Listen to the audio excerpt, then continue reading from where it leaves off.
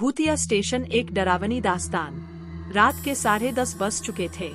Train का आखिरी stop वह था जहां कोई जाना नहीं चाहता था।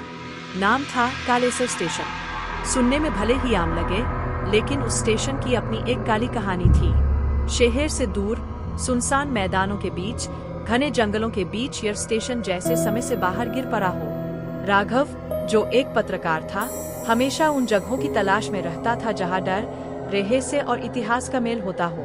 उसने कई बार सुना था कि कालेसर स्टेशन पर रात में अजीब आवाजें आती है, ट्रेनें बिना यात्री के आती है और लोग गायब हो जाते हैं। मगर उसे लगा सब अफवाह है, मुझे खुद जाकर देखना चाहिए। स्टेशन पर पहला कदम। राघव ने अपने बैग में टॉर्च, कैमरा, नोटबुक और पानी की बोतल रखी।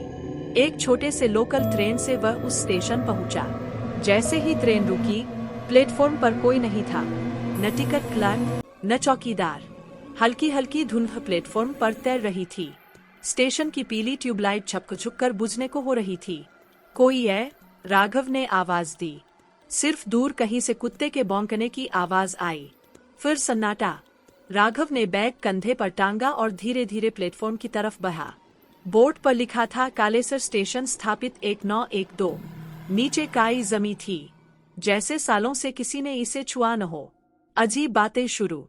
राघव ने स्टेशन मास्टर के कमरे का दरवाजा खोला।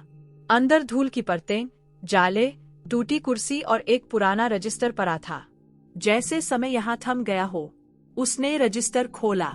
आखिरी एंट्री 5 साल पहले की थी। नाम रामलाल गिरी। नोट ड्यूटी पर था, लापता हूँ। राघव बुदबुदाया। तभी उसे प्लेटफॉर्म के दूसरे छोर से ट्रेन की सीटी सुनाई दी, पर न कहीं कोई ट्रेन दिख रही थी, न आवाज का स्रोत। वह कौंका। उसने कैमरा ऑन किया और उस दिशा में भागा। जैसे ही वह प्लेटफॉर्म के अंत तक पहुंचा, वहां एक पुरानी ट्रेन खड़ी थी। उसके डिब्बों की खिड़कियां टूटी हुई थीं। अंदर कोई नहीं। ट्रेन की बत्तियां जल रही थीं, लेकिन कोई इंजन नहीं। राघव का दिल जोर जोर से धड़कने लगा। यह तो सेटअप जैसा है, उसने खुद से कहा। कोई डराने की चाल हो सकती है। लेकिन तभी ट्रेन का दरवाजा अपने आप खुला। हवा का एक तेज झोंका आया। दरवाजे के भीतर अंधेरा और जैसे किसी की मौजूदगी का एहसास।